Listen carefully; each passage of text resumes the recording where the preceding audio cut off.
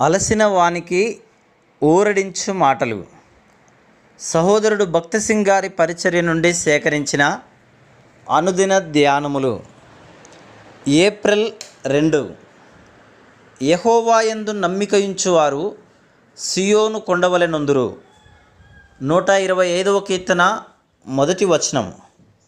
యెహోవా పండుగలను ఆచరించుటకు ఇశ్రాయేలీయులు యెరూషలేమునకు పోవునప్పుడు యెరూషలేము చుట్టూనున్న పర్వతములను ఎక్కవలసి వచ్చేటిది. ఆ సమయంలో వారు అబ్రహాము, ఇస్సాకు, యాకోబులకు తమ పితరులకు దేవుడిచ్చిన వాగ్దానములన్నిటినీ జ్ఞాపకం చేసుకొనిరి. వారు ఇబ్బందుల ద్వారా వెలుచున్నప్పుడు ప్రతి సమయంలో వారు పొందిన దేవుని సహాయమును ఈ వాగ్దానములు జ్ఞాపకం చేసినవి. వారెన్ని పతనములు, అవిధేయతలు, తిరుగుబాట్లు కలిగిన వారైనప్పటికీ కృపా కనికరము గల దేవుడు వారి ప్రార్థనలను ఆలకించి వారికి విడుదల దయచేసెను. మార్పు చూడని ఆ యెరూషలేము పర్వతములను వారు చూచినప్పుడు ఆయన మార్పు లేని దేవుడు అను మలాకి 3:6లోనున్న దేవుని వాగ్దానమును జ్ఞాపకం చేయబడెను. వారు మానవ మాతృలుగా దేవునికి ఎదురు తిరిగిరి, ఆయనను గాయపరిచి బాధించిరి. కానీ ఆయన మార్పు చెందలేదు. ఆయన నమ్మదగిన దేవుడు. మనలను మనము తగ్గించుకొని ఆయన ఎదుట మన పాపములను ఒప్పుకొనిన ఎడల ఆయన క్షమించుటకు సిద్ధముగానున్నాడు. ప్రజలు యెరూషలేమునకు ప్రయాణము చేయుచుండగా వారు తమ ఓటమిని, అవిధేయతను, తిరుగుబాటును ఎరిగియే ఉండిరి.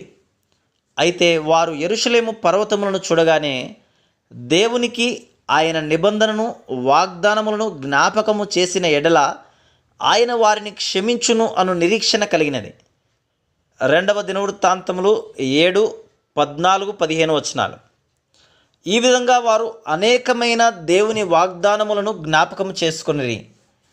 యెరూషలేము చుట్టూనున్న ఆ పర్వతములను చూడగానే వారు నూతన విశ్వాసమును, నిరీక్షణను పొందిరి. వారి పాపములు, అవిధేయతను బట్టియే శక్తిని, విశ్వాసమును కోల్పోయిరని వారెరుగుదురు. ఆయన ప్రేమగల, దయగల దేవుడని వారు ఆయనందు విశ్వాసముంచినెడలా ఆయన మరలా వారి వైపు తిరుగునని వారికి జ్ఞాపకము చేయబడింది.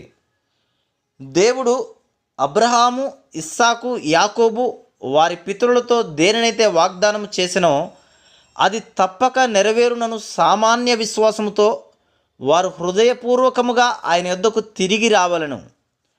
అందుచేతనే మరలా దేశమంతయు దేవుని వైపు తిరగగానే వారందరూ సమృద్ధిగా ఆశీర్వదింపబడిరి. వారు తమ పాపమును బట్టి, అవిధేయతను బట్టి చెదరగొట్టబడి, బాధించబడి, శిక్షించబడిరి.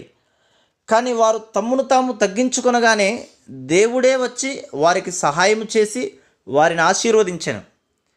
ఆ విధంగా నిజమైన విశ్వాసంతో నీవు ఆయనకు మొరపెట్టినలా ప్రేమ, దయగల దేవుడు నిన్ను ఖాళీగా పంపించడు అను విషయమును నీవు గ్రహించదు. 1 యోహాను 1:9లో మన పాపములను మనము ఒప్పుకొనిన ఎడల ఆయన నమ్మదగిన వాడును, నీతిమంతుడును గనుక ఆయన మన పాపములను క్షమించి సమస్త దుర్నీతి నుండి మనలను పవిత్రులుగా చేయును అని చదువుచున్నాం.